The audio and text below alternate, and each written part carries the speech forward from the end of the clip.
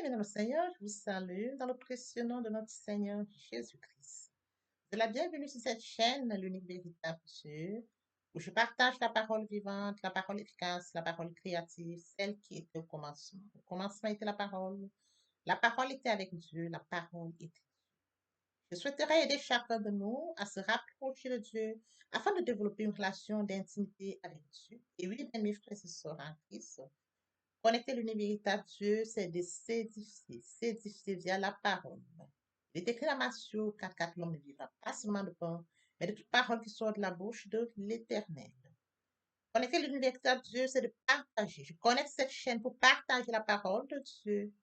Et je vous prie, bien mes frères et sœurs, après vous être édifiés, de partager autour de vous afin d'aider à l'éducation des autres. Connecter le véritable Dieu, bien mes frères et sœurs en Christ, c'est de grandir spirituellement. Deux possibilités s'offrent à vous. La première, c'est de s'abonner via YouTube sur l'univers véritable Dieu ou encore sur Facebook, Bat Divine Family. De la sorte, vous allez recevoir plus d'enseignements, ce qui vous permettra de grandir spirituellement.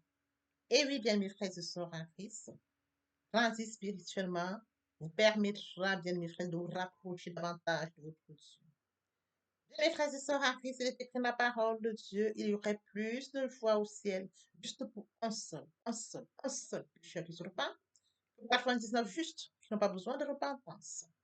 Et oui, bien, mes frères et sœurs en Christ, je vous invite donc à vous joindre à moi, afin qu'ensemble nous partagions au maximum la parole de Dieu. Et sur ce, plusieurs personnes vont se repentir et se convertir. La parole touchera les vies, elle changera les vies, elle transformera les vies, elle illuminera les cœurs, elle édifiera les vies. De la sorte, nous allons inonder le ciel de joie et encore de joie. Merci, Seigneur. Bien-aimés dans le Seigneur, passons en prière. Dieu de bonté, Dieu d'amour, Dieu de miséricorde, Alpha, Oméga, je bénis ton nom ce matin, je t'élève, je t'honore, je t'élève, je t'acclame. Je célèbre ta grandeur, le Dieu qui dit la chose s'accomplit, l'univers véritable, Dieu, c'est toi. Merci pour ce nouveau matin, pour ce nouveau jour. Merci pour la santé divine, la protection divine, la sécurité divine. Merci pour le souffle de vie. Comptez parmi les vivants, nous sommes infiniment reconnaissants. Esprit Saint, viens sanctifier les lieux. Dresse autour de moi un mur de feu afin d'éloigner toute influence négative qui pourrait nuire à ma prière, à sécurise-la. Conduis-la afin qu'elle parvienne agréablement aux oreilles de mon Dieu. Merci, Saint-Esprit. Père, je te dis merci pour ce moment précieux et précieux où je viens partager la parole qui est au commencement, cette parole qui vit. Oui, Père, que cette parole s'en sémence dans les cœurs, ô Dieu grand, qu'elle porte dans les vies. Le Dieu qui sait le faire, l'honneur, la gloire et l'adoration te reviennent pour les siècles des siècles au nom puissant de Jésus-Christ. Je t'ai pris. Amen. Frères et sœurs en Christ dans le Seigneur, poursuivons par la lecture de Jean 20 à partir du verset 23. Là, il est écrit, ceux à qui vous pardonnerez les péchés, ils leur seront pardonnés, et ceux à qui vous les retiendrez, ils leur seront retenus. Il est bien évidemment écrit dans Luc 23, 34, Jésus dit, Père, pardonne-leur, car ils ne savent pas ce qu'ils font. Ils se partagèrent ses vêtements en tirant au sort. Nous pouvons lire dans Matthieu 6 à partir du verset 12, pardonne nos offenses, comme nous pardonnons aussi à ceux qui nous ont offensés. Ne nous induis pas en tentation, mais délivre-nous du mal, car c'est à toi qu'appartiennent dans tous les siècles le règne, la puissance et la gloire. Si vous pardonnez aux hommes leurs offenses, votre Dieu céleste vous pardonnera aussi. Mais si vous ne pardonnez pas aux hommes, votre Père céleste ne vous pardonnera non plus vos offenses. Permettez-moi d'aborder un point très important, celui de mourir en soi et de naître en Christ. Via la repentance et la conversion, nous étions de leur nombre, loin du Père, loin de la source, loin de notre premier amour. Par la grâce de Dieu, nous sommes repentis et convertis. Qu'en est-il de mon prochain? Créature merveilleuse, admirable, unique, mais loin du Père. Il est écrit dans la parole, mon peuple périt par manque de connaissance. Conscient de ce fait, je vous prie de vous joindre à moi afin qu'ensemble nous partagions la parole. La parole les atteindra après s'être édifiés. Ils reviendront à leur premier amour via votre canal. Ils vont se repentir et se convertir. De la sorte, nous allons inonder le ciel de joie et encore de joie. Je consacre la deuxième partie de mon enseignement à cela où j'apporte plus de détails pour ce qui est de la repentance et la conversion et je fais suivre la prière.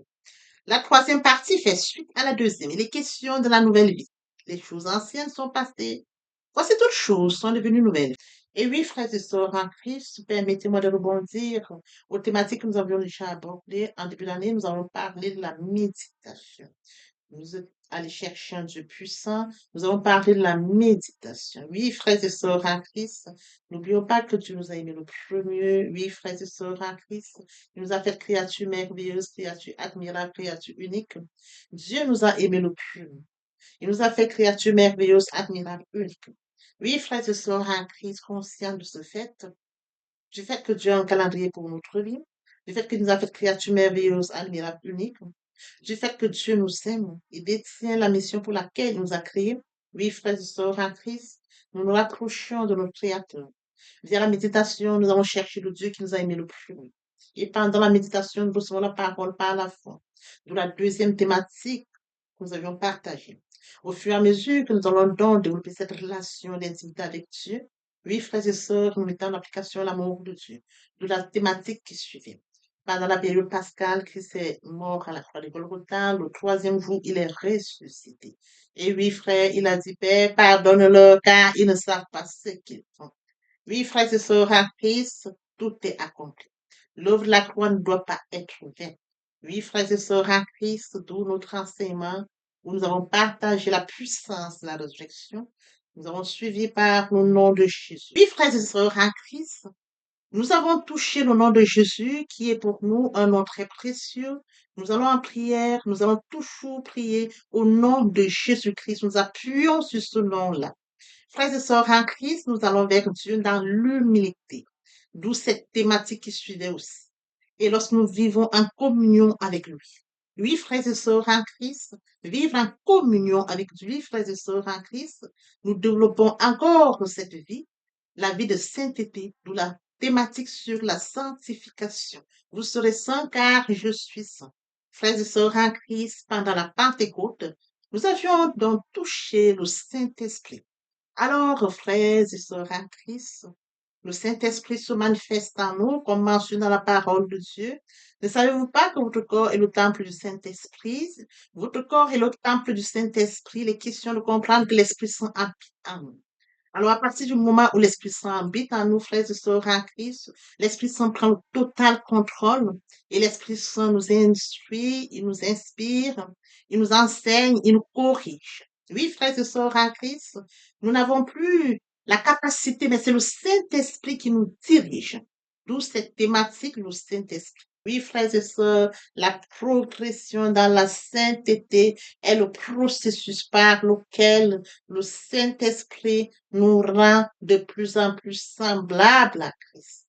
Lorsque nous allons lire Romains 8, 29, car ceux qu'il a connus d'avance, il les a aussi prédestinés à être semblables à l'image de son Fils, afin que, frères et sœurs, son Fils fût premier-né entre les frères. Frères et sœurs en Christ, nous allons faire que Dieu, un Dieu trois fois saint, vous serez saint car je suis saint.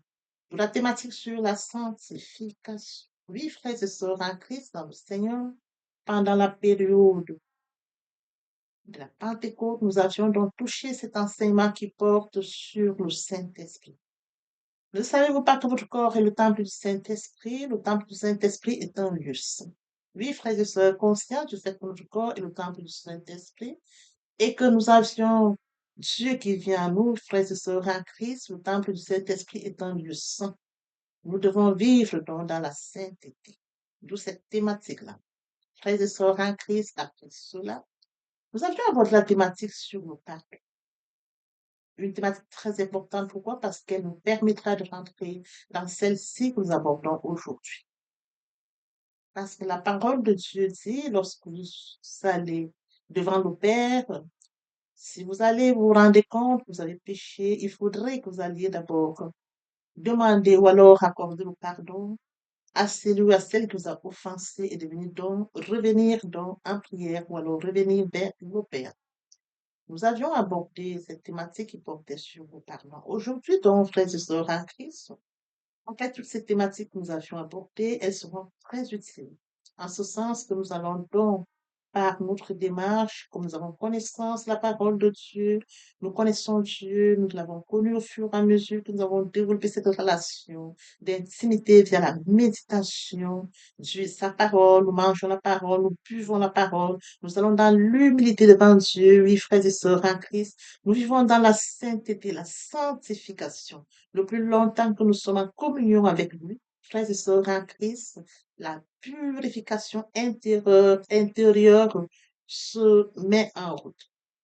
Alors, aujourd'hui, nous allons donc parler à ce Dieu trois fois saint. Vous serez saint car je suis saint. Nous allons lui parler, frères et sœurs en Christ, dans l'humilité. Et lorsque nous allons parler à Dieu, il faudrait que nous puissions nous examiner. Ai-je péché? Ai-je offensé? L'importance, frères et sœurs, comme elle est écrite dans Ésaïe 59, ce sont vos fautes qui mettent une barrière entre vous et votre Dieu. Oui, frères et sœurs en Christ, conscients de ce fait, il est très important que nous puissions demander pardon. Nous avons affaire à un Dieu trois fois saint. Nous devons pardonner ceux qui nous ont offensés.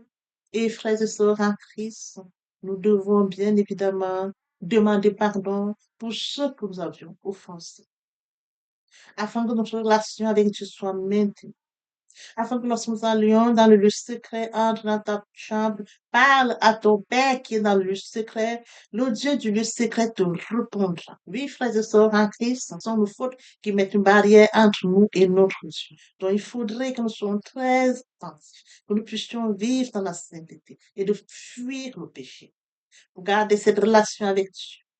Oui, frères et sœurs en Christ, nous allons donc poursuivre aujourd'hui notre enseignement. Frères et sœurs en Christ, poursuivons par la lecture de Juges 13 à partir du verset 1. Les enfants d'Israël firent encore ce qui déplaît à l'Éternel, et l'Éternel les livra entre les mains des Philistins pendant 40 ans. Il y avait un homme de Touria, de la famille de Danite, qui s'appelait Manoah. Sa femme était stérile et n'enfantait pas. Un ange l'Éternel apparut à la femme et lui dit, voici, tu es stérile et tu n'as point d'enfant. Tu deviendras enceinte et tu enfanteras un fils. Maintenant, prends garde, ne bois ni vin, ni liqueur forte et ne mange rien d'impur. Car tu vas devenir enceinte et tu enfanteras un fils. Le rasoir ne passera pas sur sa tête parce que cet enfant sera consacré à Dieu dès le ventre de sa mère. Et ce sera lui qui commencera à délivrer Israël de la main des Philistins. Aujourd'hui, nous partageons notre enseignement intitulé Qui es-tu? Une question importante. Une question qui parfois suscite l'interrogatoire. Qui suis-je? Oui, frères et sœurs en Christ. Cette question, qui es-tu?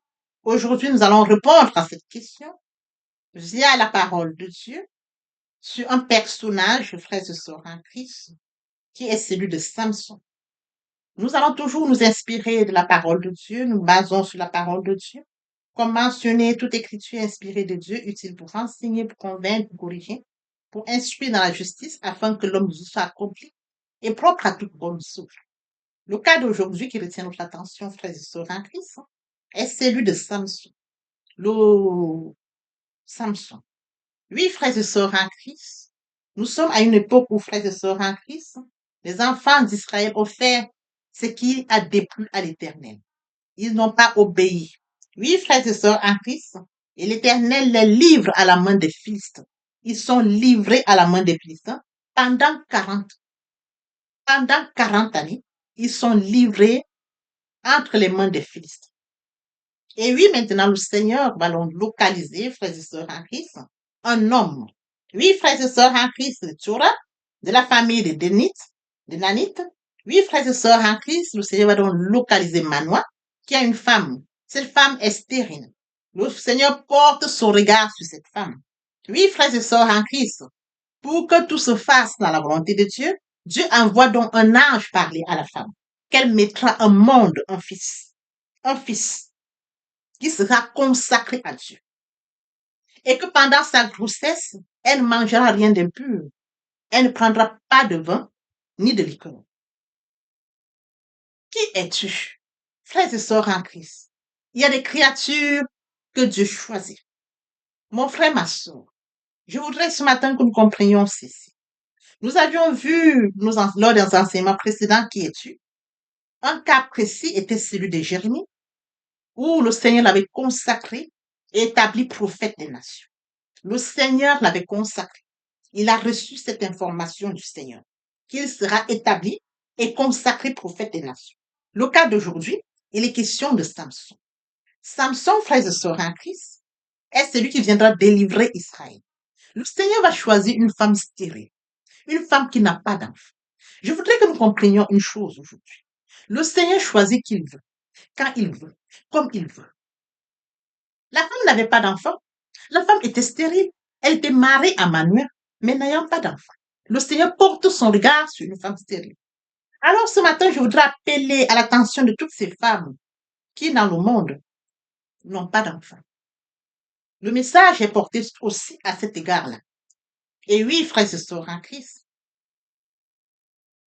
comme celle-ci qui n'avait pas d'enfant, le Seigneur a porté son regard sur elle, préparé son ventre, afin qu'elle mette au monde Samson, qui viendra, frères et sœurs en Christ, être juge en Israël.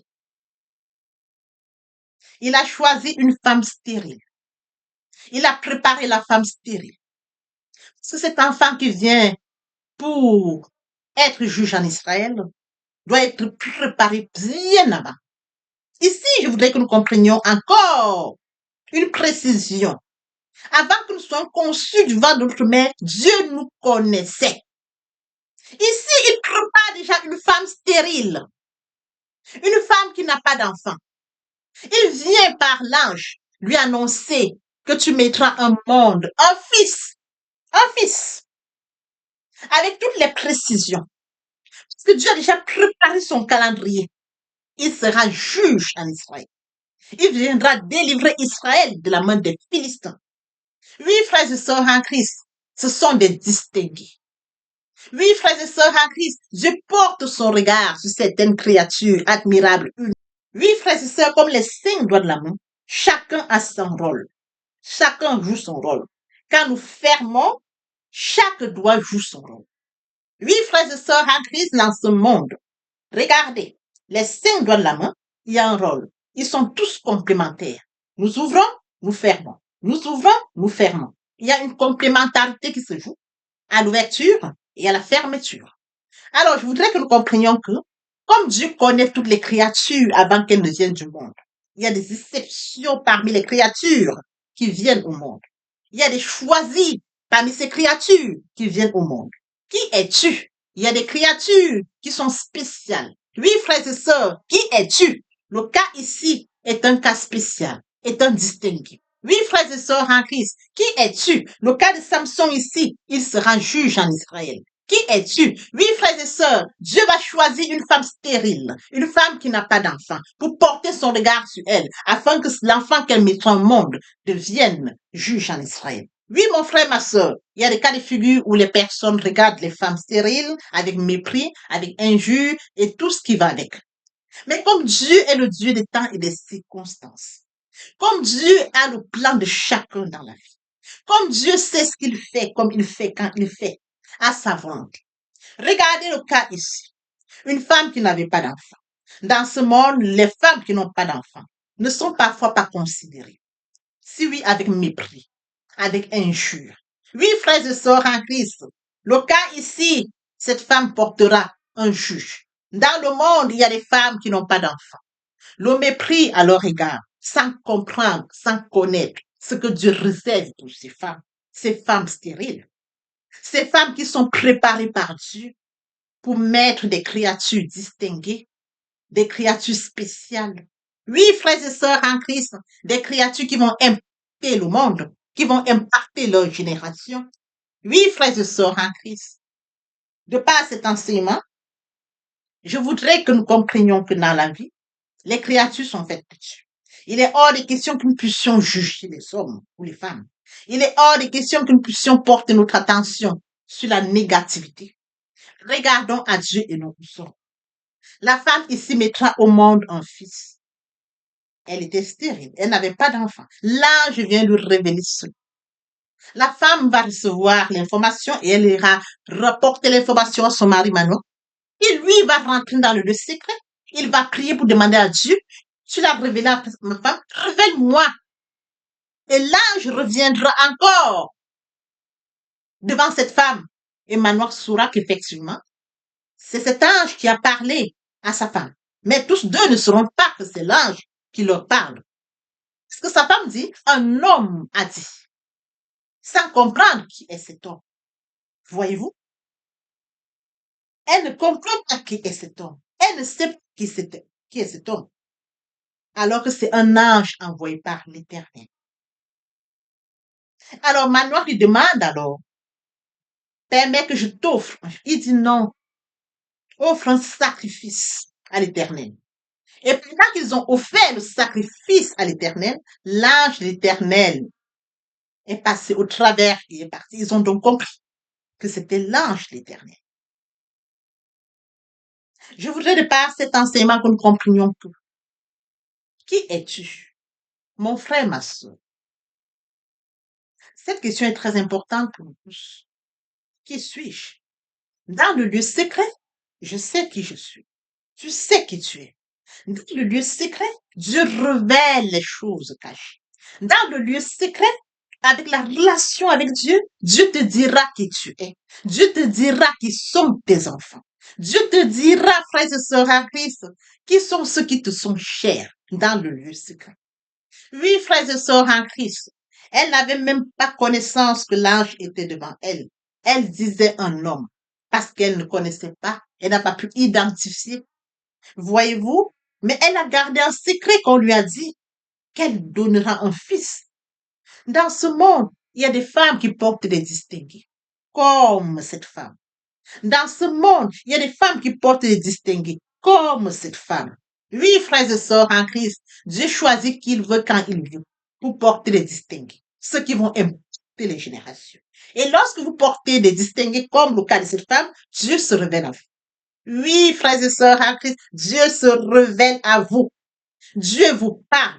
Dieu vous révèle les choses cachées. Là sont les choses cachées.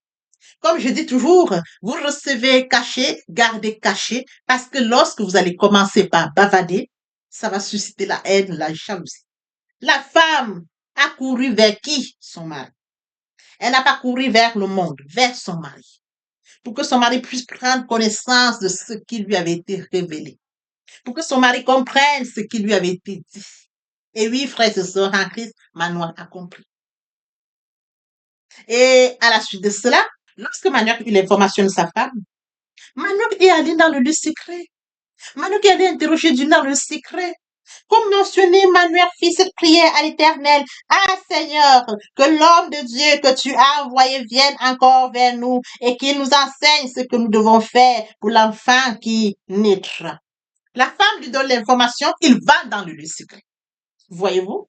Il reçoit l'information de sa femme, il reçoit l'information de sa femme, il va dans le lieu secret. Il va donc demander au Seigneur comment nous devons faire pour l'enfant qui naîtra. Manoir, le mari de cette femme stérile. Dieu exauça la prière de Manoir et l'ange de Dieu vint encore vers la femme. Elle était assise dans un champ et Manoir, son mari, n'était pas avec elle. Dieu a exaucé la prière de Manoir. L'ange est revenu encore vers la femme. Voyez-vous? Mais le mari qui avait élevé la prière n'était pas à côté de sa femme.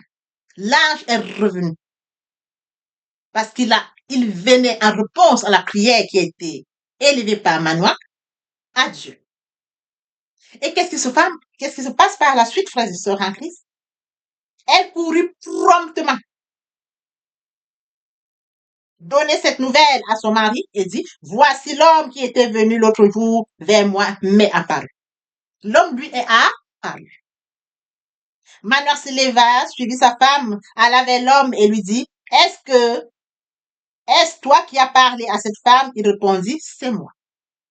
Manoir dit maintenant, si ta parole s'accomplit, que faudrait-il observer à l'égard de l'enfant et qu'y aurait-il à faire? L'ange de l'Éternel répondit à Manoir, la femme s'abstiendra de tout ce que je lui ai dit. Elle ne goûtera d'aucun produit de la vigne. Elle ne boira ni vin ni liqueur forte. Elle ne mangera rien d'impur. Elle observera tout ce que je lui ai prescrit. Manoir dit à l'ange de l'Éternel, permets-nous de te retenir et de t'apprêter un chevreuil. Il était en joie. Il voulait lui apprêter un chevreuil. Mais la réponse de l'ange est la suivante. L'ange de l'Éternel répondit à Manoach, quand tu me retiendras, je ne mangerai pas ton mets. Mais si tu veux faire un holocauste, tu l'offriras à l'Éternel. Manoach ne savait point que ce fut un ange de l'Éternel. Et Manoach dit à l'ange de l'Éternel, quel est ton nom? Afin que nous te rendions gloire quand parole s'accomplira. Il ne savait pas que c'était l'ange. L'ange de l'Éternel lui répondit, pourquoi demandes-tu mon nom? Il est merveilleux. Manoach prit le chevreuil et l'offrande et fit un sacrifice à l'Éternel sur le rocher. Il s'opéra un prodige pendant que Manoach et sa femme regardaient, comme la flamme montait de dessus l'autel vers le ciel. L'ange de l'Éternel montant dans la flamme de l'autel. À cette vue, Manoach et sa femme tombèrent la face contre terre. Ils ont été obéissants. Ils ont offert un sacrifice. Et pendant qu'ils ont offert, lorsqu'ils regardaient la flamme qui montait au-dessus de l'autel vers le ciel, l'ange de l'Éternel monta dans la flamme de l'autel. Ils ont compris donc là qu'ils avaient affaire à l'ange de l'Éternel. Voyez-vous, Dieu parle quand il veut, comme il veut. Oui, frères et sœurs en Christ. Ici, il est très important de mentionner que Manoach, le mari de la femme, avait une relation avec Dieu. Parce que lorsque sa femme lui donne l'information, il va dans le lieu secret interroger Dieu. Et Dieu lui répond. Je voudrais que nous comprenions que par cet enseignement, par ces enseignements, nous parlons à un Dieu qui répond. Nous interrogeons un Dieu qui répond. Le Dieu qui répond, frères et sœurs en Christ, est fidèle. Il est amour. Il a répondu à Manoach.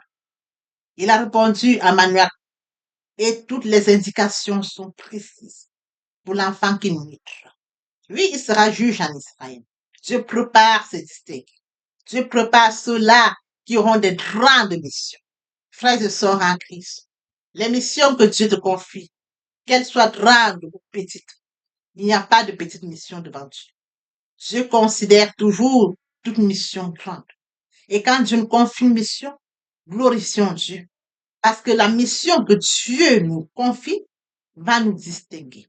Qu'importe la mission, Dieu nous distinguera de par la mission. Et la gloire reviendra à Dieu et à lui seul. Le cas ici, l'ange de l'Éternel leur a dit de faire un sacrifice à Dieu. Voyez-vous, il les a orientés vers là. Il n'a pas pris la gloire. Il a dit, il faut faire un sacrifice à Dieu. Le Dieu qu'il a envoyé. Frères et sœurs en Christ, cet enseignement nous fait comprendre qui est Dieu. Qui es-tu? Un distingué? Qui es-tu? Un juge? Qui es-tu? Un prophète des nations? Qui es-tu? Une créature admirable, unique. Oui, frères et sœurs, Dieu utilise qui il veut, quand il veut, comme il veut. Papa, je t'aime. Papa, je t'aime. Oh. Papa, je t'aime. Tu es mon papa. Papa, je t'aime. Papa, je t'aime. Oh. Papa, je t'aime. Question pour nous d'acter la foi. Il est question pour nous de comprendre, comme le point précédent, de manifester le surnaturel. La foi joue un rôle très important. Nous allons acter notre foi. Comme mentionné, la foi est une ferme assurance des choses qu'on espère. C'est-à-dire, la chose ne s'est pas encore réalisée. Elle ne s'est pas encore manifestée. La chose est encore dans l'invisible. Elle est encore dans le surnaturel. Il faut que la chose se manifeste dans le naturel. D'où la foi. Voyez-vous? Oh, la foi est une ferme assurance des choses qu'on espère, une démonstration de ce qu'on voit. Il faudrait qu'elle se démontre du surnaturel dans le naturel. Oui, frères et sœurs en Christ. Ainsi, la foi vient de ce qu'on entend. Ce qu'on entend vient de la parole de Dieu. Donc, de la parole de Dieu, frères et sœurs en Christ. Toute chose vient par là. Nous allons donc déclencher tout sur base de la parole. Même lorsque nous allons en prière, frères et sœurs en Christ, nous appuyons sur la parole. Nous appuyons sur la parole, nous sortons la foi pour manifester le surnaturel dans l'eau naturelle. Oui, frères et sœurs en Christ, sans l'exercice de la foi, personne ne peut être agréable à Dieu. Or, sans la foi, or, la foi s'exerce dans la prière et c'est à celui qui croit que tout devient possible. Oui, frères et sœurs en Christ, pour résumer notre enseignement de ce jour, pourquoi devons-nous prier? Parce que Dieu nous a créé le premier, nous a aimé le premier, parce que nous devons garder cette relation d'intimité avec Dieu.